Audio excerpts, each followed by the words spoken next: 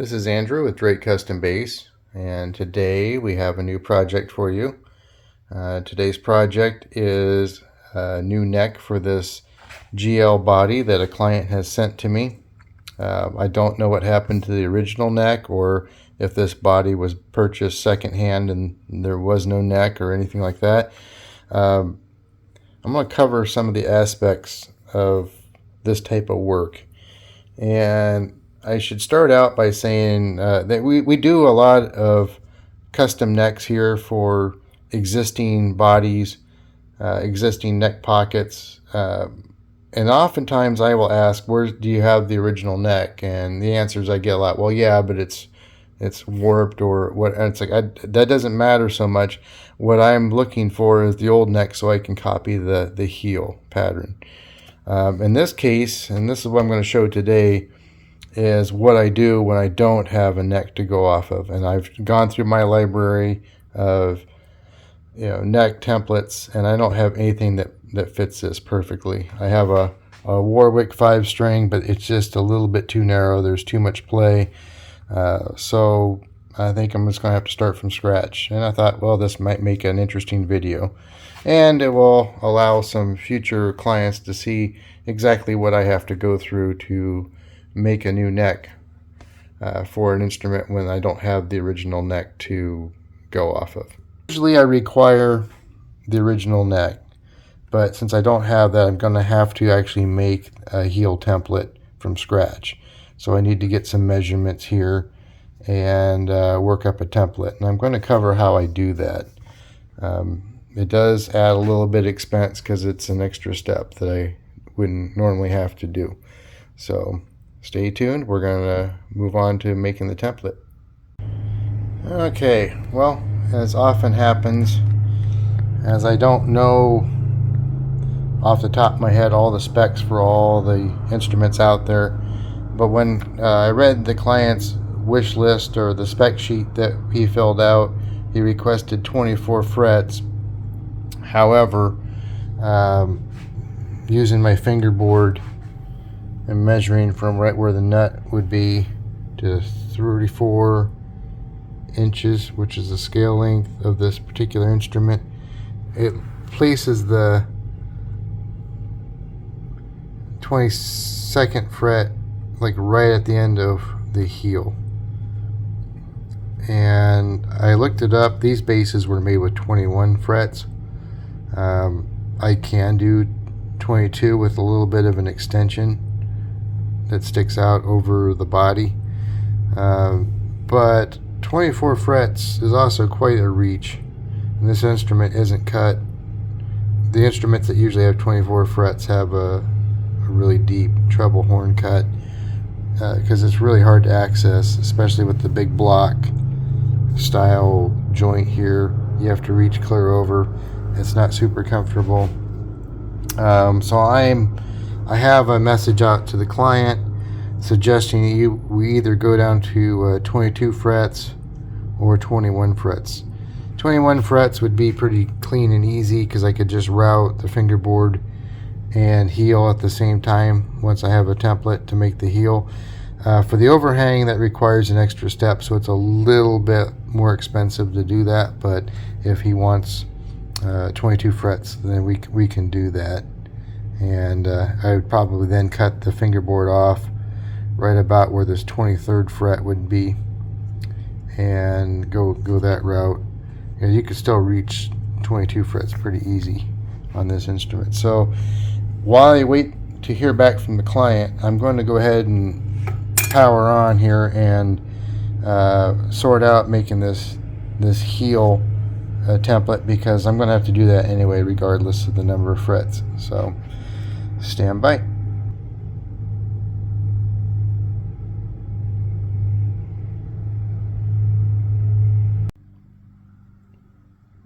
Okay, to help build this template, I just decided to lay this out onto the MDF. I sometimes use butcher paper and I'd spray adhesive on, but since I'm going to have to use some forms to lay across here so that I can use my router table to get these nice and straight, I figured it'd just be better to stick those right down onto the MDF. So I chose to lay this out onto a piece of MDF. I measured with a caliper, got the inside of the widest point in the neck, inside the neck pocket on the body, and so I was able to lay out the width here at the heel. I did sort out that these are 3/8 in the corner. Those are 3/8. So I'll need to shape the corners off to be able to fit into the neck pocket.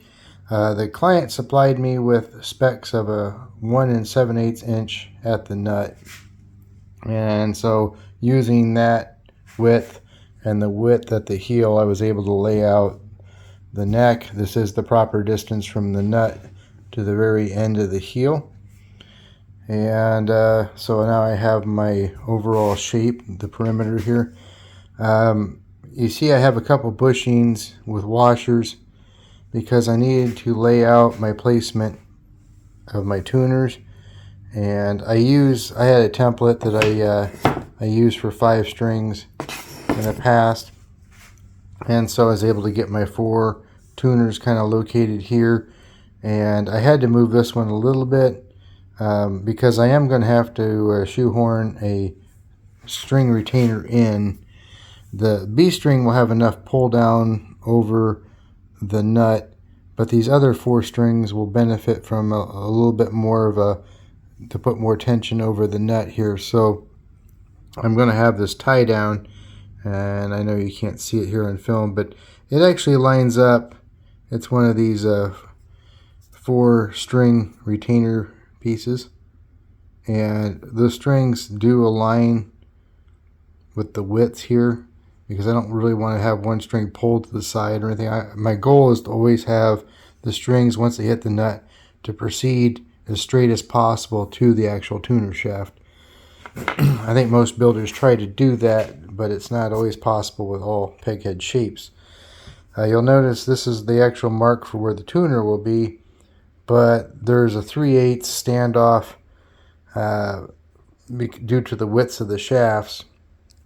So, not 3/8, 3/16, sorry. So I measured that off, and that's where I laid out my string. And that's just to compensate so I can have a better visual view of what's going on with those string widths, or the spacings. I think I have this all sorted out now, and I will double check before I drill the final holes and everything, but I'll drill smaller holes, and I can always move things a little bit if I have to get everything to align. So anyway, I'm going to cut out this.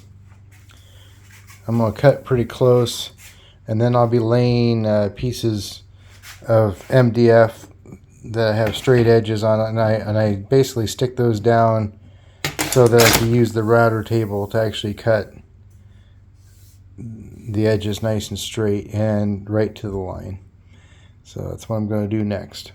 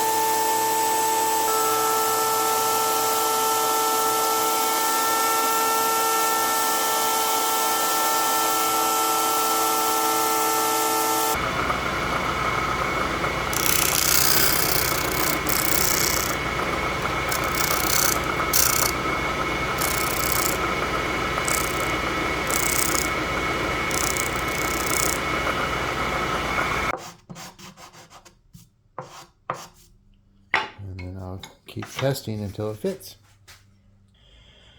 So I think I have things reasonably shaped, and I did go and with a block I did take some, because the finish, there was a roll of paint that took up a lot, and I want the neck to actually fit with wood to wood contact, because if it just binds up against a roll of finish, I mean, you could see ever so slightly some of the finish has been chipping off.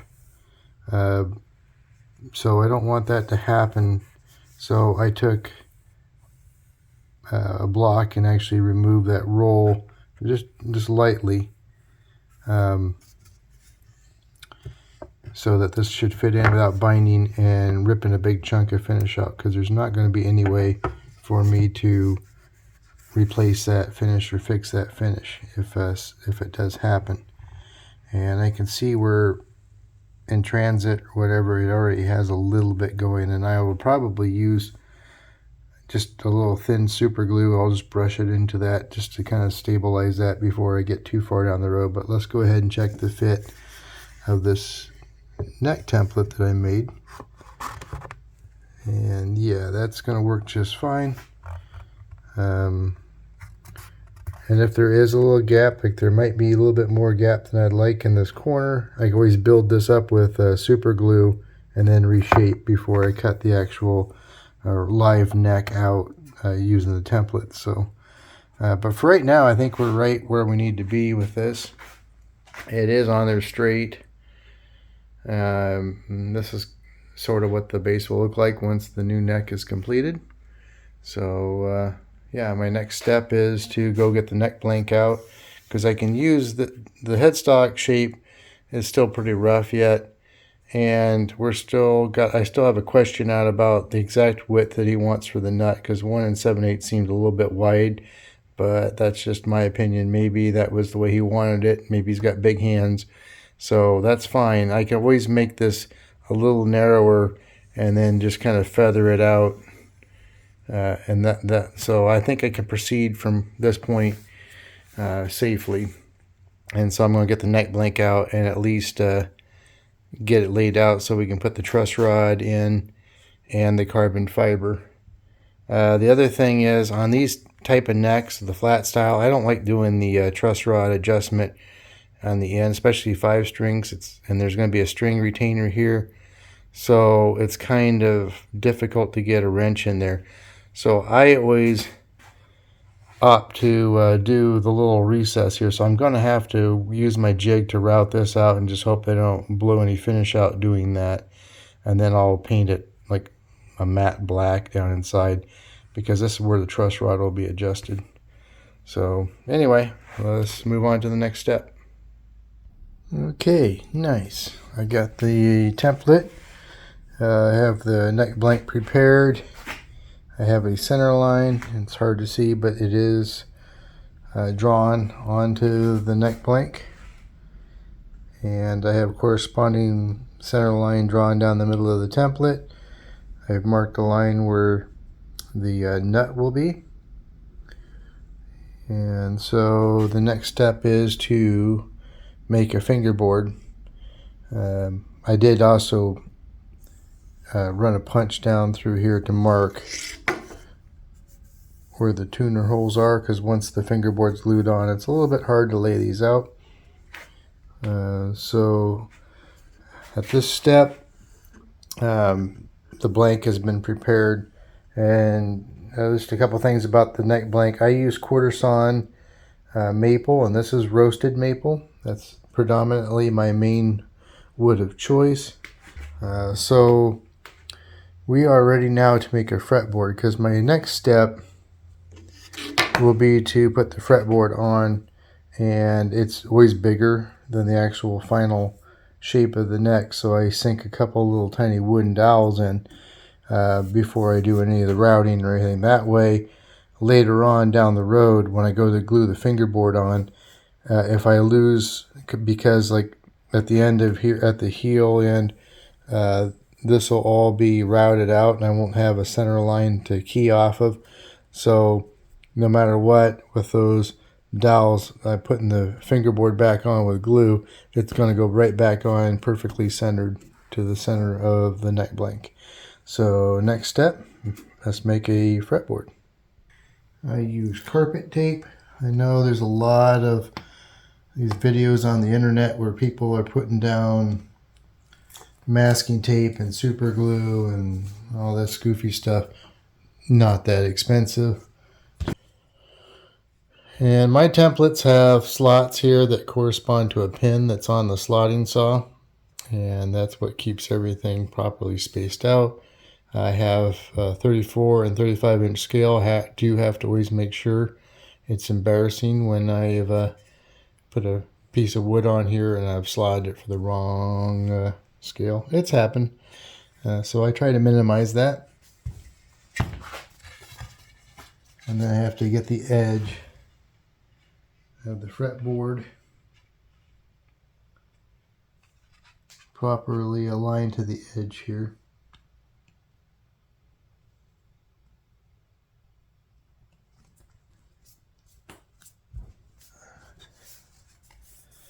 And this, so it's important that I have a flat edge on the fretboard, which I did.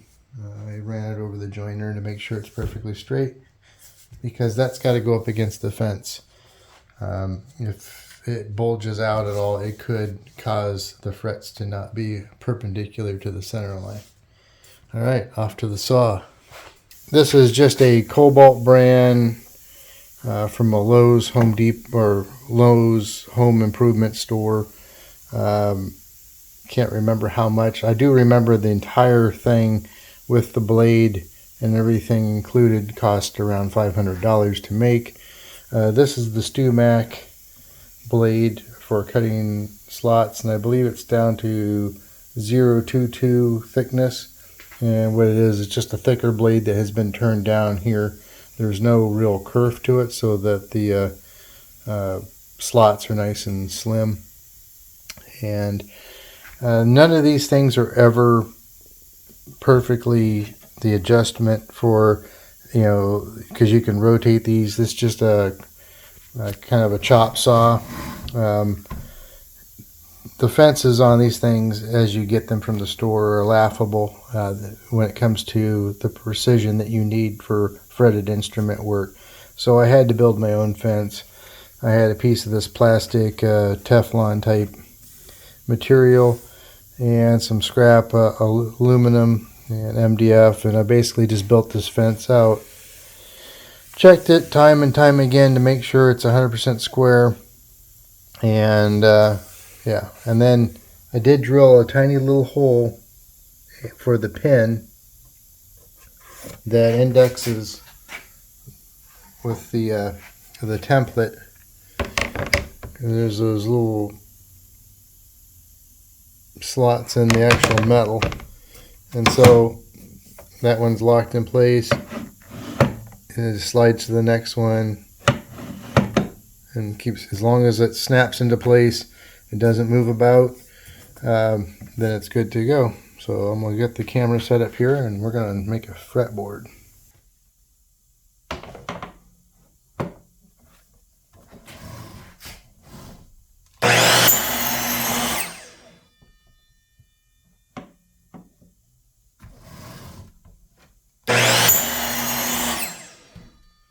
That's for the nut slot, and we need 21 frets.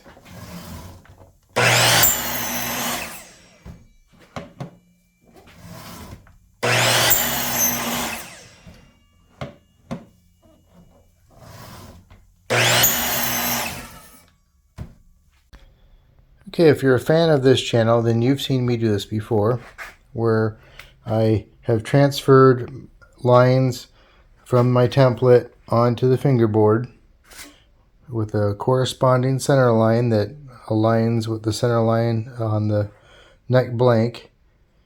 And these lines are drawn out so I know where to drill for my little wooden dowels that I'll use to hold things in place. I do have this clamped down because I don't want it moving at all.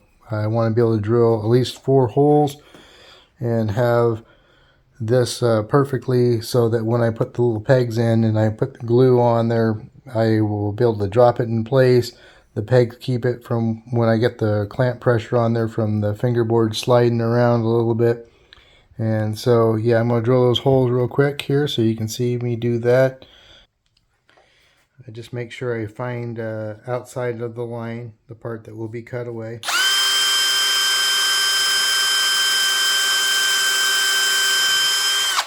I don't go all the way through, just deep enough that the peg will do some good and have a good connection.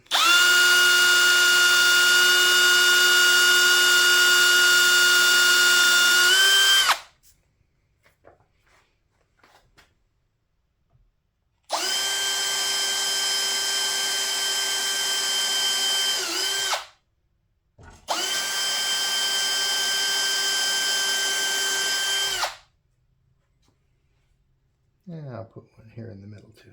Why not?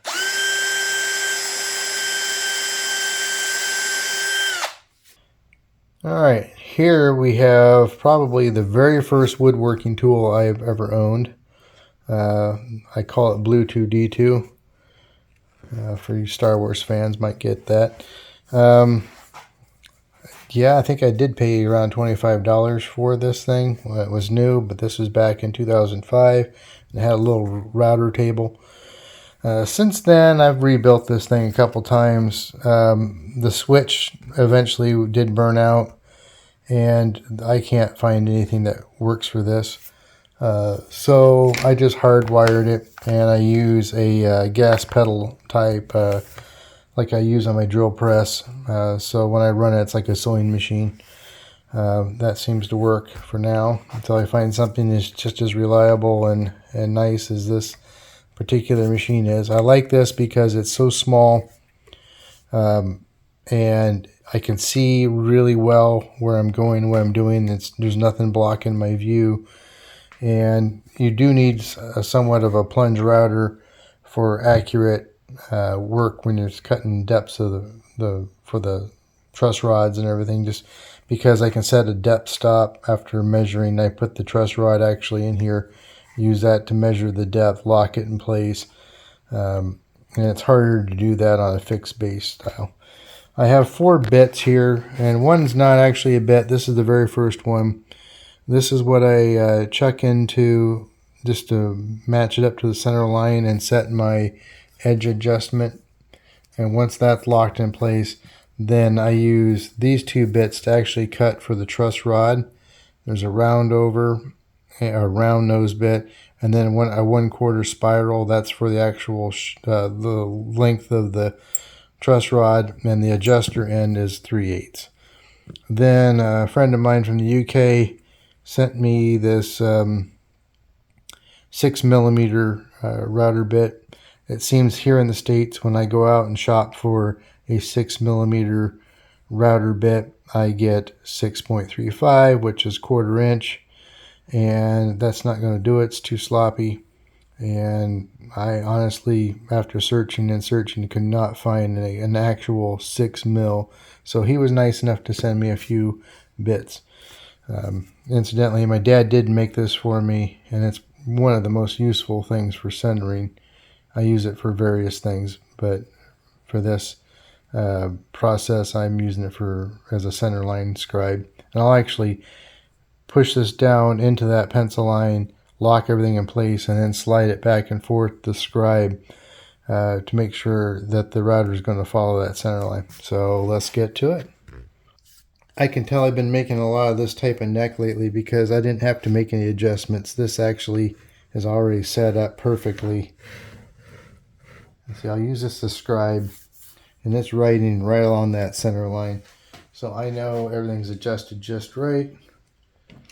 And I'm going to switch, get the actual bit in there, and we'll start routing.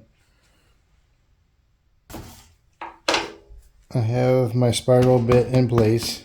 And what I'll do is I won't press it down hard. I'll just bring this down so that's making contact with the surface, and I locked it in place.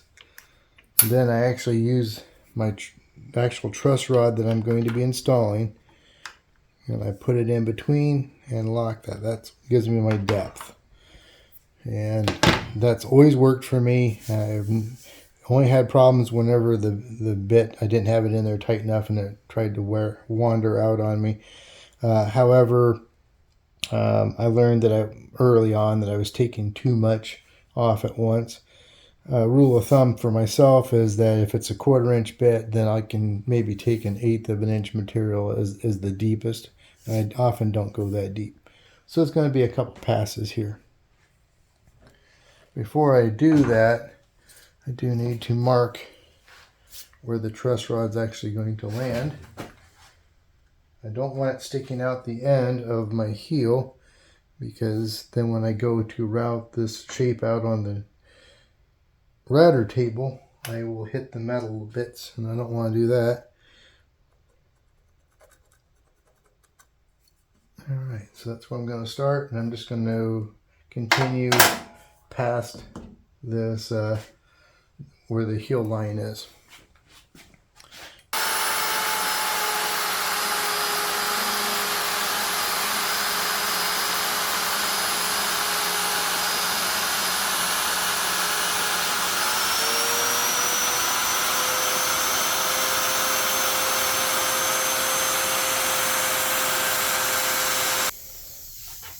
It won't obviously drop all the way in there because this is a bit wide yet, but I could bend it down in the middle.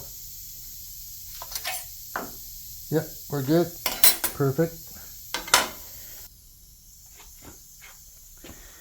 Alright, so I've marked because the adjuster end needs to be cut. And I don't know if it's due to the manufacturing or whatever, but I've tried to measure this, and it's got several different levels. So I have to pretty much trial and error fit this to get that to work. But yeah, it only takes a couple seconds here. Alright, here we go.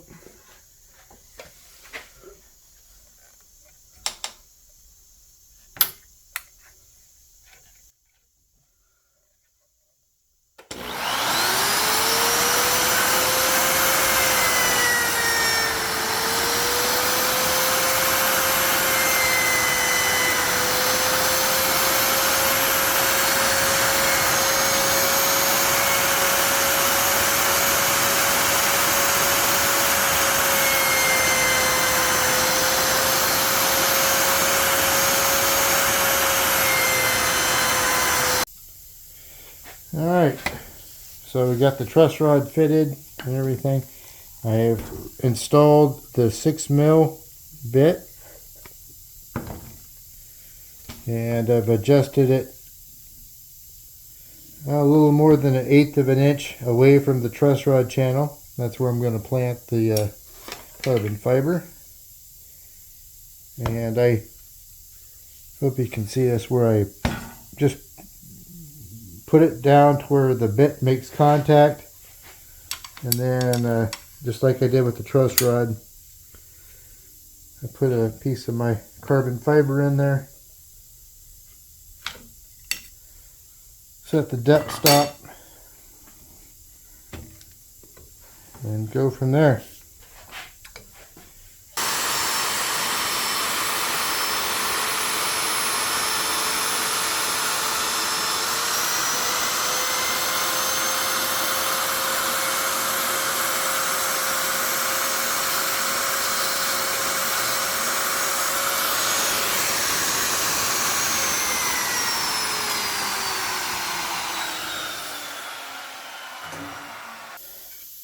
Okay, so carbon fibers have been cut, and what I do is I take them over to my disc and I round them off, because these channels are rounded due to the drill or the router bit being round.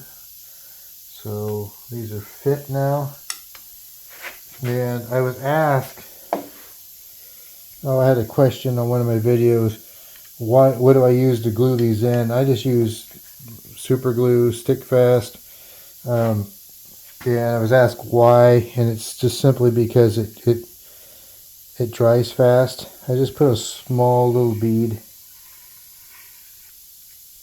and this is just to get these embedded down to where they're not going to rattle, and it fills up any little slop in any little gap that maybe I didn't quite, because these are actually, they're just a little bit deeper than they need to be. And when I put the glue to glue the fingerboard on, this whole area gets filled with glue and everything, so I shouldn't worry about rattling. But I did, before I started gluing these in a long time ago, I had one instance where the instrument, over time, the wood had shrunk a little bit and carbon fiber were rattling around inside with just certain frequencies. And that's back before I started using roasted maple, which doesn't shrink as bad, but ever since then I've always glued in my carbon fiber. It's just the way I roll. Probably not 100% necessary, but...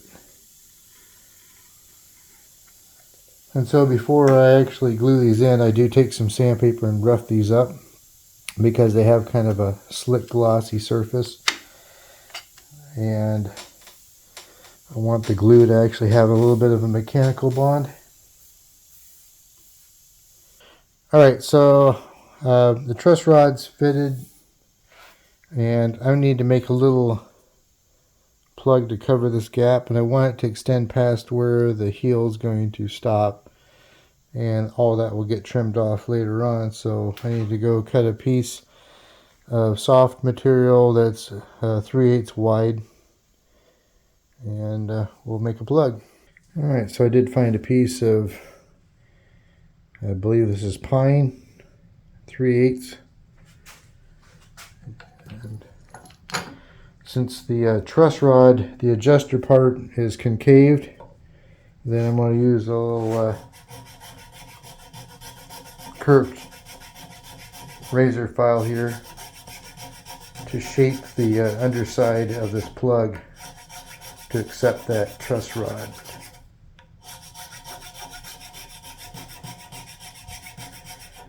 I make this out of soft material because if I ever need to pull that truss rod out, I do have a method to do that, but I need to have soft enough material that I could easily dig it out, because this will hold the truss rod in nice and tight. So I don't want the truss rod rattling around in there either, but if it ever malfunctions, I'd like to be able to fix it. I've only had that happen ever once. And this is neck number, I think it's getting close to 700.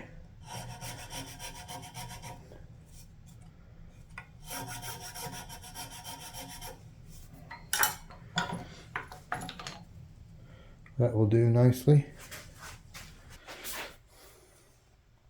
Alright, so I got the truss rod in, put my plug in,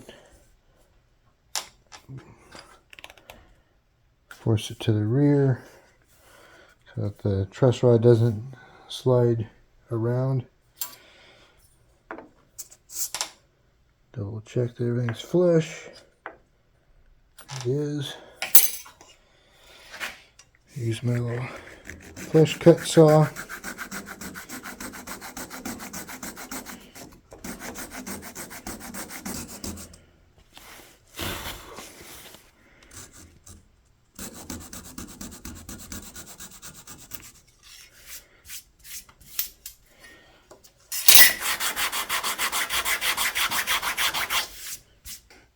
I've been asked on other videos why I just put the glue right over top of the truss rod. Why no tape? Because I know that's an old method that you see.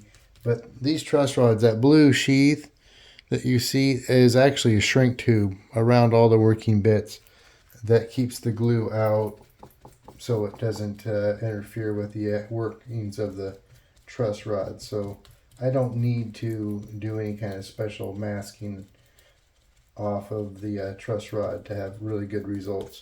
I've never had a truss rod freeze up due to glue since I started using these truss rods, and I've been using these truss rods since I started building. And I do put a little bit on the actual fingerboard. It's just basically to wet the two different parts. I don't get too crazy with it.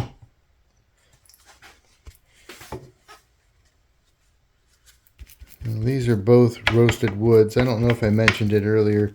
This fingerboard's double dark roasted, so it will actually have a darker color tone than the neck itself. And I find, since I'm using the quarter sawn pieces of this, that when oiled it actually will be dark enough that it kind of looks like a little bit like rosewood, which I rather like. All right, so I get my little pegs here.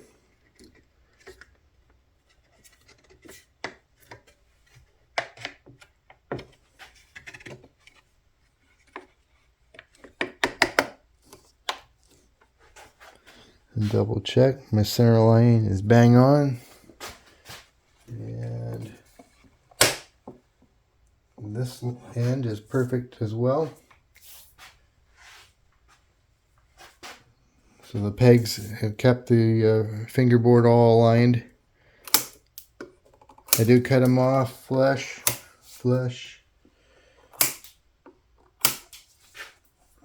because I have this nice block of it's several pieces of mahogany, and it's very flat. I do run it over the joiner on occasion to verify that it's flat. Let's get a couple clamps on here.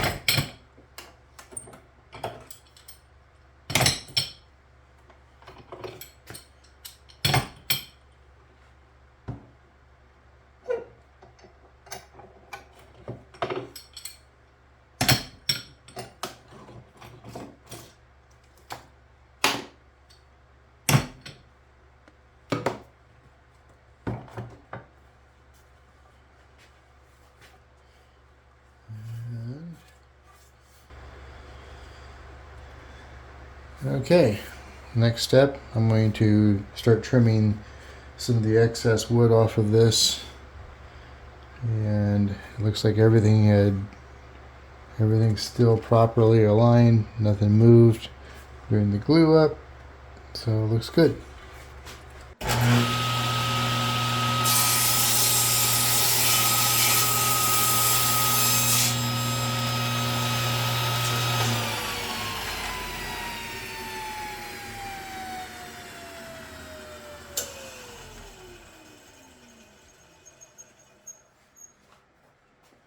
I know it's hard to see, but I do have the center line drawn all the way down. I have where the nut slot is, and I have my template, and I'm going to use this carpet tape so I can affix the template onto the back side of the neck, because with this type of design with the flat style peg head, I can actually use my router table to trim the whole shape out. I'll cut it out with a bandsaw pretty close to the template, but then I'll use the router table to finish this out. And on angle back style headstocks, I have to do a slightly different process.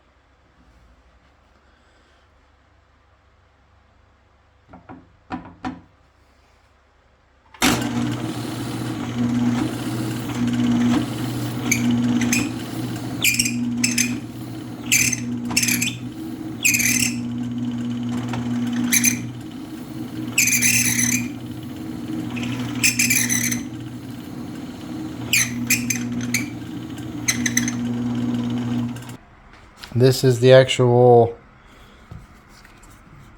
jig that I use for routing the radiuses on fretboards. And as you can see, this thing just kind of rolls back and forth over the sled, and the sled rides on this track that I made,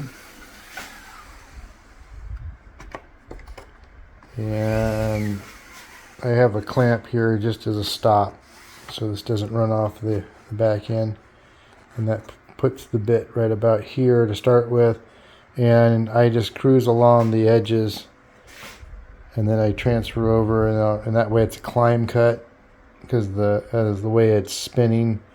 Because if you go the other way, a lot of times, especially with this double roasted maple fretboard, it would just start ripping big chunks out. Every one of these fret slots would just peel out. So I go the opposite direction, and as the unit rides on top of these arcs, it cuts that radius. There's always tool marks, and I'll need a block to clean it up afterwards, but this makes the process down to maybe 10 minutes total, and it used to take me over an hour to hand radius, and that's after taking a hand plane and starting to rough shape and all that. So this is saving a lot of time. I'm going to get set up, and I'm going to route this fretboard.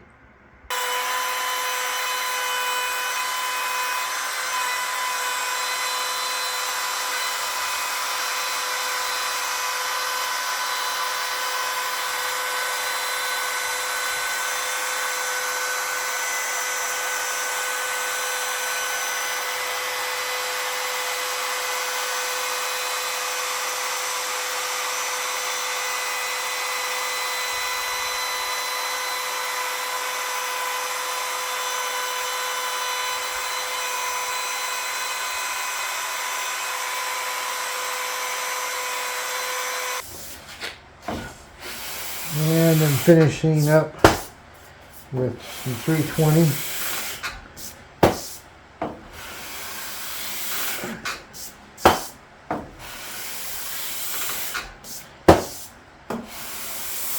To get all the really deep scratches out.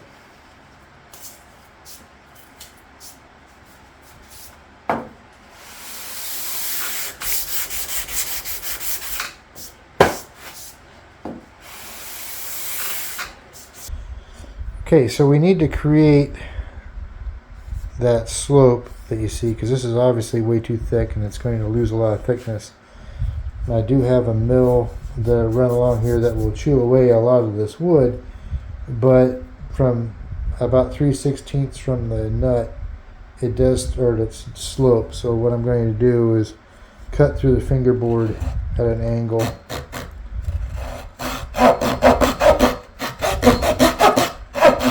Mostly to keep the mill from ripping chunks of the fingerboard out of the part that's going to have to remain, whereas the rest of this in front of this line will all be milled away.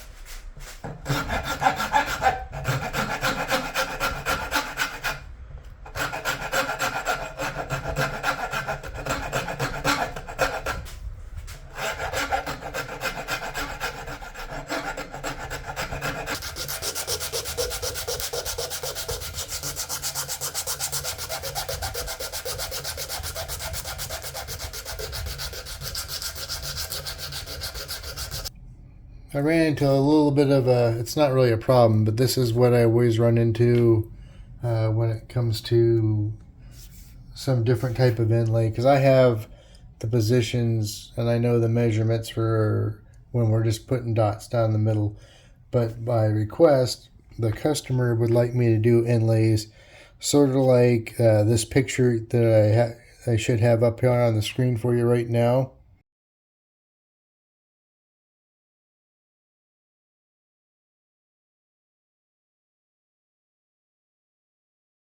Okay, you can see where he has the dots, off on the base side all the way up to the 12th, and they transition and the dots are along the side.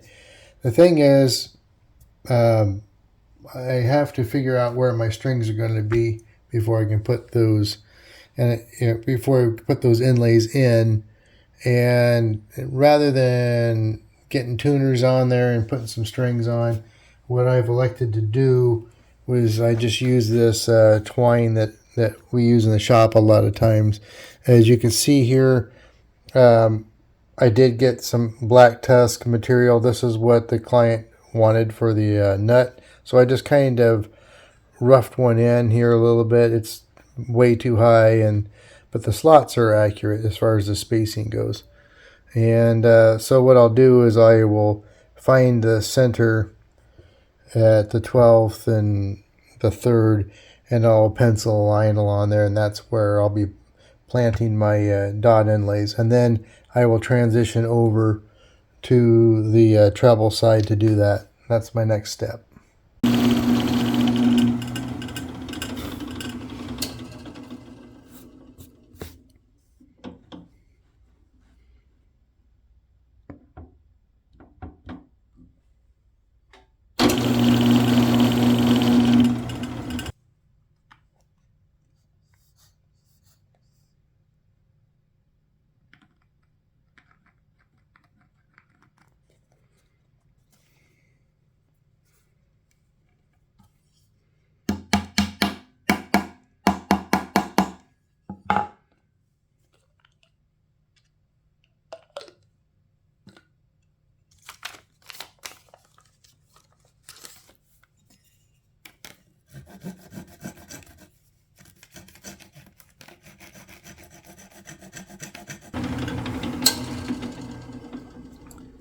As you can see, I have holes that I have punched. And then I get the bit in there and I rotate it backwards. Kind of creates a little bit of a recess so that the bit is less prone to wander. Sometimes these fretboards get a little bit thin profile to the side, and I don't want it to bust out the front or get too close to the edge.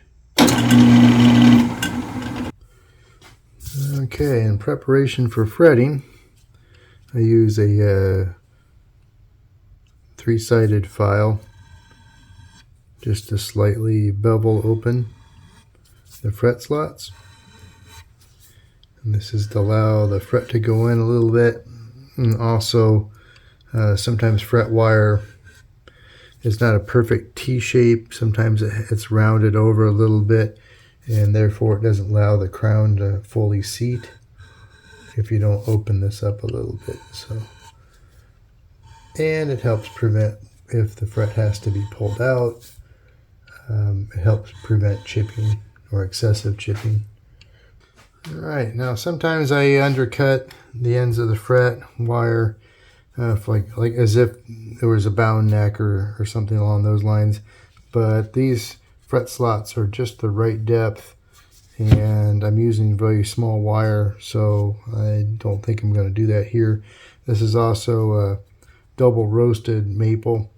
I don't expect it to shrink much, if at all, so I'm not as worried about the end sticking out.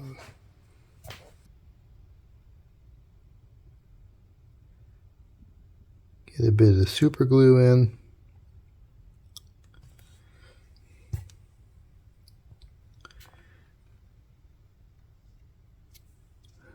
Align my fret.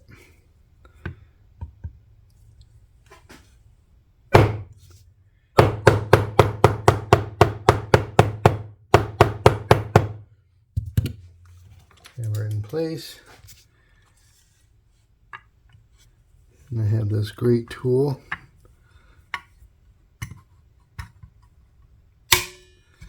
that I have been using as of late, and I tell you, this makes for a really good accurate fret job with all the frets properly seated. So I get that cranked on there, and then I will oftentimes take a little bit of accelerator.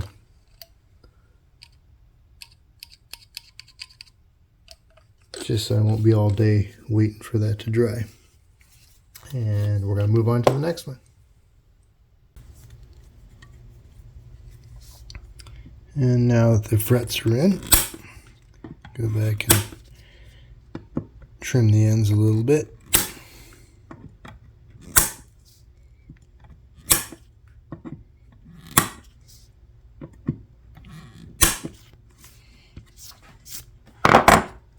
Alright. Looks good.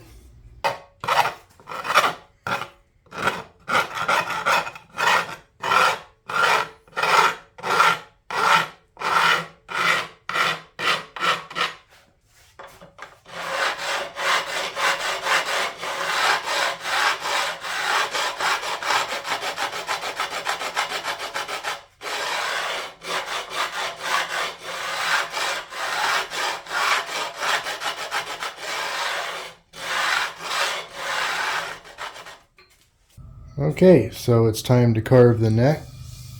And I do have some pencil lines here. I'm just going to rough this out now. Basically, I'm cutting a bevel from the center to the outside on each side. And then as I go, I'll start rounding and blending.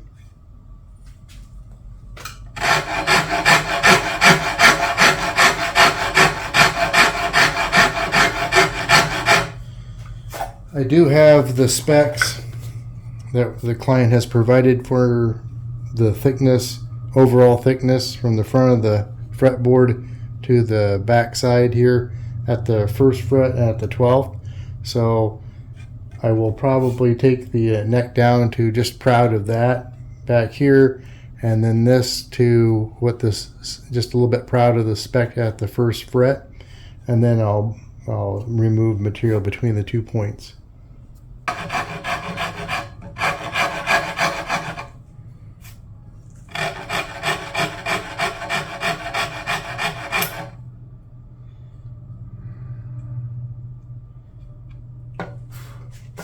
Well, it happens.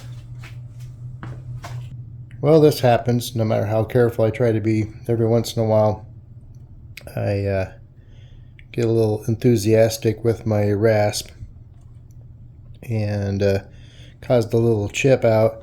Now this line here is actually where my carve starts, and this crack goes a little bit past it. So I'm going to go ahead and address that right now.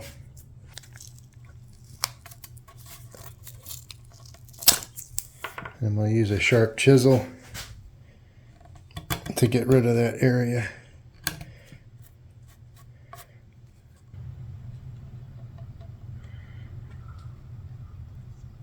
Well, it's actually going to come off. And sometimes that's how it goes.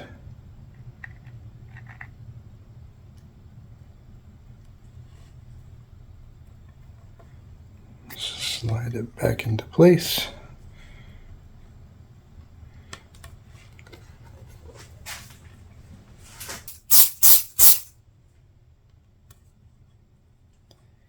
Now this heel is rather thick, so more than likely I'm going to be planing that part off anyway. But might as well fix it as best we can as we go. And with the neck installed, that's not going to show at all. In fact, it would be hard to find it once we're done.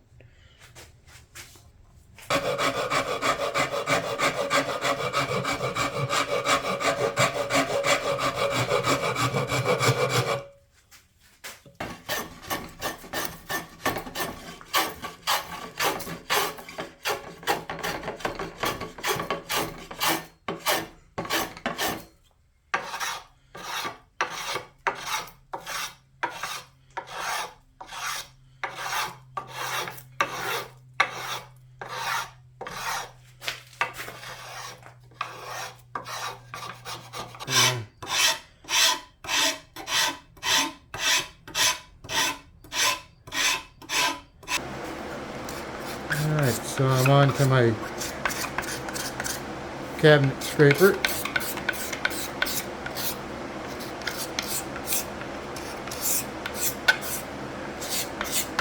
Remove all those tool marks from the rasp.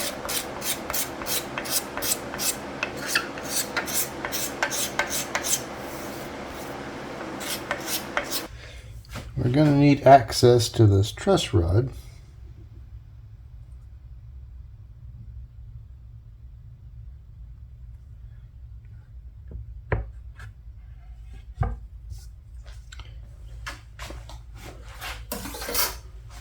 So I need to route that access. I have a template that I stick on here, and then I have just a router. It's purpose built just to do this operation. So let me get set up. And I have a special bearing bit that's rounded over. I just hope that the finish doesn't chip away. It's my only worry.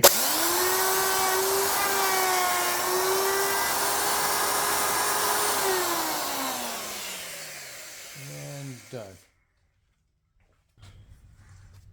So I will get some flat black lacquer that I'll paint that so it'll look a little bit better. And now we have truss rod access for the heel adjuster on our neck. So we're just going to get one in here just to hold the neck on, and then we're going to check some things.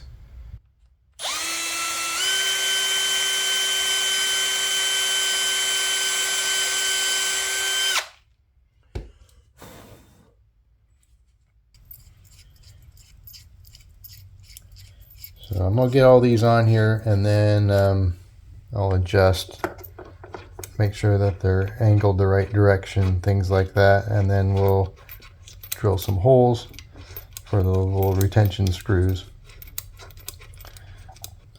I did take the G-string tuner off so I can get a straight edge along here, and this is one of the best ways I found to make sure everybody's in alignment.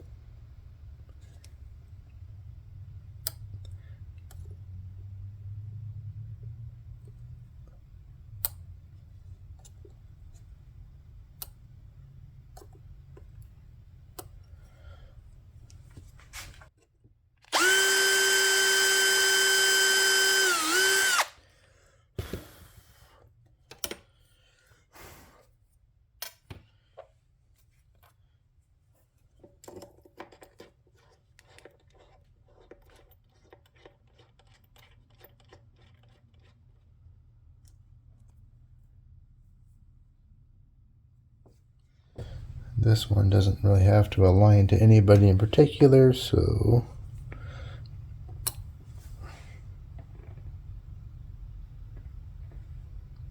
yeah, that'll do just fine.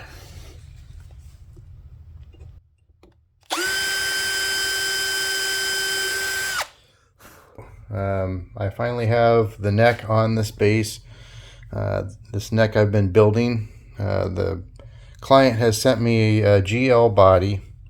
It had the bridge, and he had some pickups installed and some electronics. And you can see he had a custom finish applied where it's kind of green or gold or red or purple, depending on how the light hits it. It's a pretty cool finish. He sent just the body. There was no neck with it, and his task for me was to create a new neck for this. And he wanted some custom inlay and things like that. So this is what we came up with. He kind of wanted a Sadowski inspired style build for this, so that's what we went with for the headstock. This is not it's not an exact shape. It's very, very close. And the specifications were a quarter sawn roasted maple. We agreed upon quarter sawn double roasted maple for the fretboard. And we have lumen lace side dots, and then the face dots, he wanted them offset, running down, and at the 12th they transition over to the treble side. And these are, it's 4mm lumen lay inside of a 6mm tube, and that gives it that little black surround. And I'll tell you what, we'll shut off some lights here, and I'll show you what these look like. Yeah, those are going to be definitely visible on stage. And so yeah, we've got the hardware installed on this one now. Hipshot gear. We wanted a string retainer here, and I was going to use a 4 string retainer, but it actually pulls this string a little bit out of alignment, so we went with the 3 instead. And there's plenty of downward angle here, so that's not a problem. We have a black tusk nut. We have vintage gauge stainless steel frets. Inside the neck there's a dual action truss rod, and I did create an axis down here which I will paint black. I'll use a matte black finish to go in there to fill that, to make it look a little bit nicer. I do have the neck carved to the client's specs. There's a lot of sanding and still some tool marks to remove yet, but the base is coming along nicely.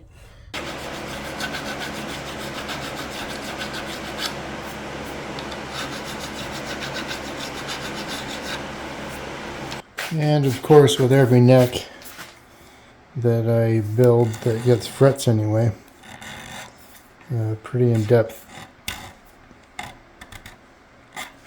fret dressing process, removing these sharp little burrs, shaping the ends of the frets so they won't be sharp and uncomfortable to play. This is the type of work that a factory built bass never has done. And even if you're the type that just is going to buy nothing but off the wall, off the shelf type instruments, that's fine. Take them to your local shop and have your luthier do this. You know, check everything for level, crown it, dress, shape the ends. Your instrument will play so much better. You'll get so much more out of it. It's worth the money.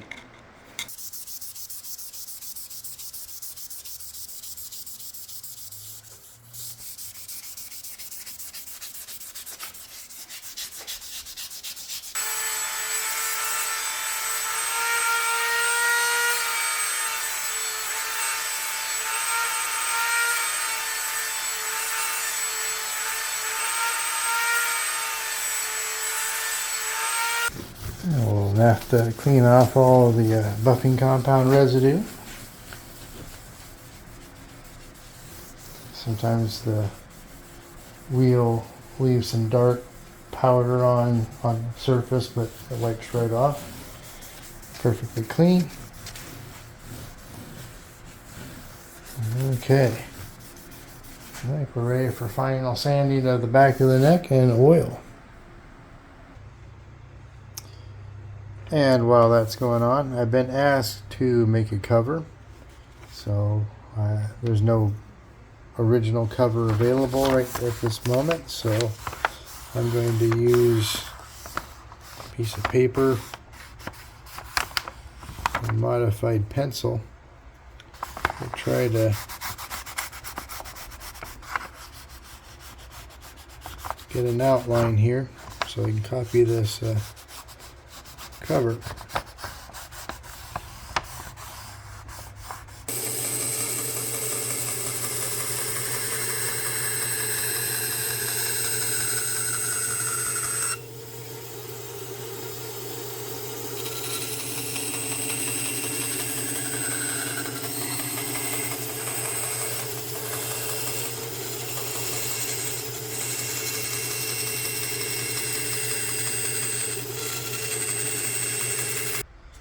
After marking the approximate locations of the holes,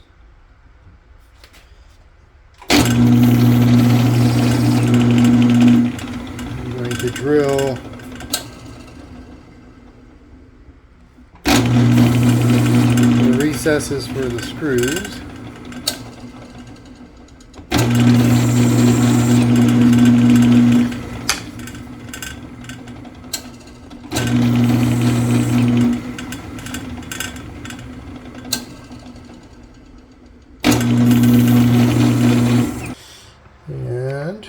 Now we're using machine screws It'll hold the cover in place. Yeah, that'll work fine. It's actually flush to the surface. Gives the client a couple options here. Clear coated as is. This is good, hard, rich, light material. It's not going to warp or anything like that. He might even opt to, since he is spraying the same finish on the peg head, he may decide to actually coat the cover with that same finish, which would be cool. So anyway, moving on back to the neck. I am hitting this with 320 once again.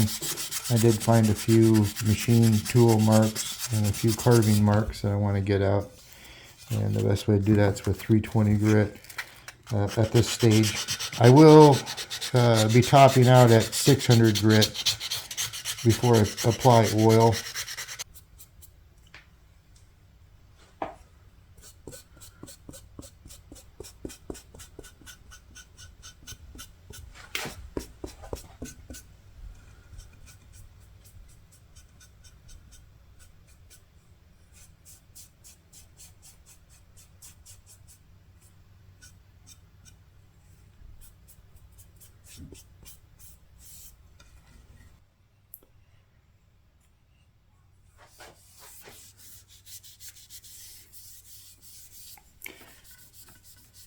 I'm a big fan of the finish, if you can't tell.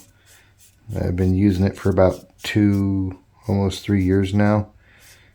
And I started out just using it on necks, but I've been using it on bodies that have harder wood. I don't use it on soft woods like basswood, alder, things like that. Those are usually hard sprayed finishes. But for mahogany bodies, maple, walnut, it's hard to beat this finish for the ease of use and for the appearance.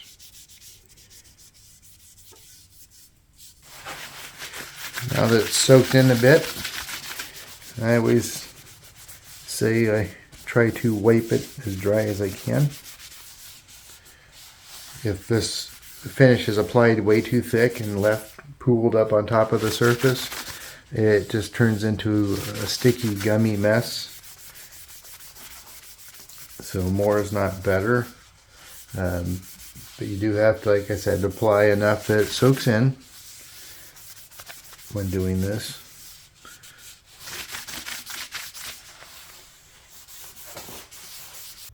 And while that neck oil dries, I have mixed up a little black glue boost here. And we're going to go ahead and touch up this truss rod access.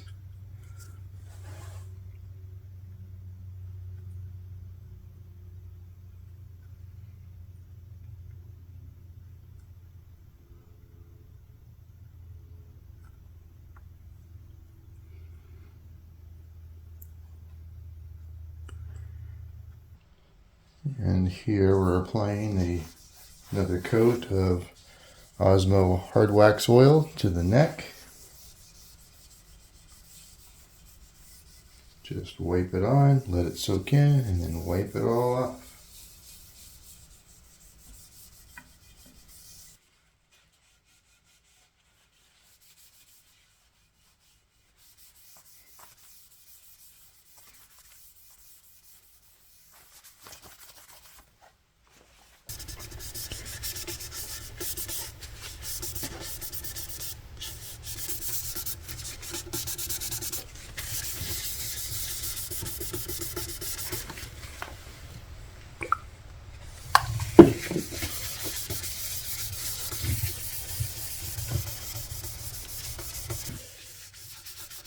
Alright, so while that soaks in, let's put some hardware on.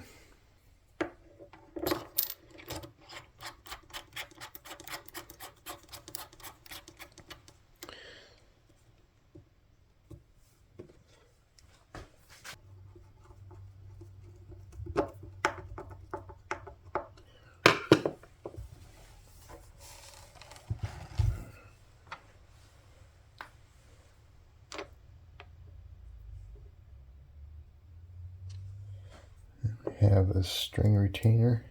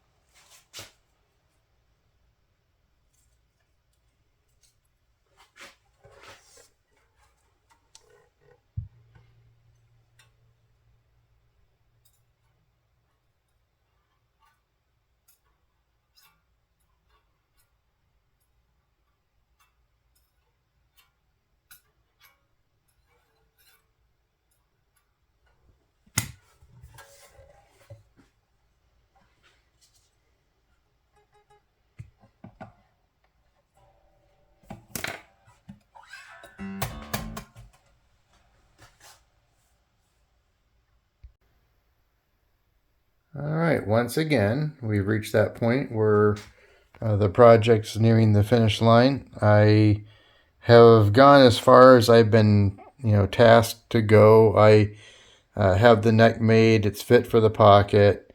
I have the hard wax oil on the back, and it's ready to go off to the client now, who is going to finish work on the peg head. And I don't know if he's got other plans for the electronics or not. The ones that are in there actually work. I didn't really spend a lot of time checking those out because I don't know what his plans are with those. As you saw in the video, we got the cavity cover made for it. It's unfinished. He can also put some finish on that. He may try to match it to the body color. I don't know what he's going to do. But yeah, everything is together. Everything's working. The neck feels great. It's nice, and it's a slim C shape. I did have some dimensions from thickness, and I've matched those. And yeah, I think it's all working rather well. I added some strap buttons on there.